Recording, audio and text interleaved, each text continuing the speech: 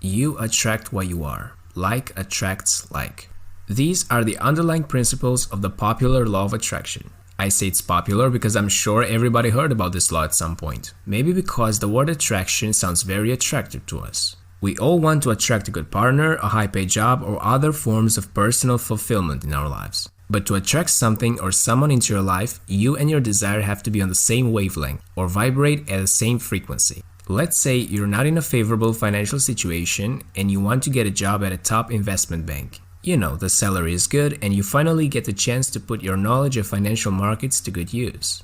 But here comes the first problem. You think everyone getting that job must have connections. There is no way someone will hire you unless you pull some strings. And these negative thought patterns intensify and you're about to give up. The victim mentality kicks in and you start making supposedly real excuses about why getting a job at a top investment bank is impossible for you. You say to yourself, you know what, those people are crooks. I don't want to work for them. And this negative thought pattern is getting stronger every time you reinforce it until you feel nothing is possible anymore.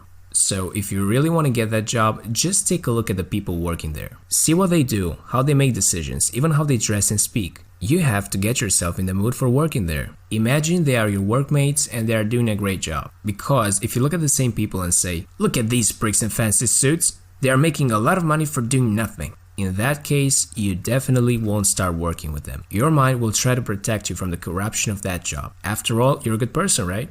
The same principles apply to dating. So if you think you're not good enough for someone, you'll unconsciously make yourself act like that. You won't even have the courage to start talking to someone you like, let alone doing more than that. And from here, this negative thought becomes a self-fulfilling prophecy. You're simply not good enough. Sometimes, however, it's true that you and the other person are simply not on the same page. Probably every guy out there wants to date or marry Miss Universe at some point, but having such expectations is ridiculous unless he is Mr. Universe. I mean, it's true there might be some exceptions here, but those exceptions prove that nothing is impossible.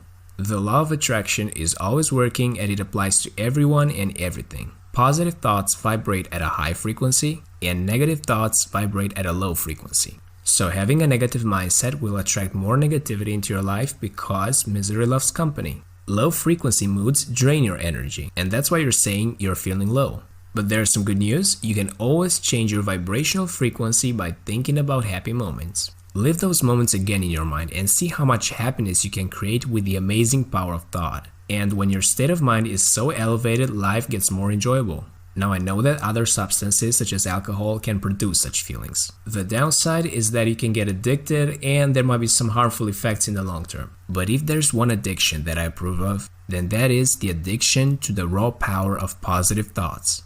So let's use the law of attraction consciously and remember two things. You are in complete control of your thoughts and we ain't fooling around. Thank you so much for watching this video. Don't forget to hit the like button, share the video, subscribe to my YouTube channel and stay cool.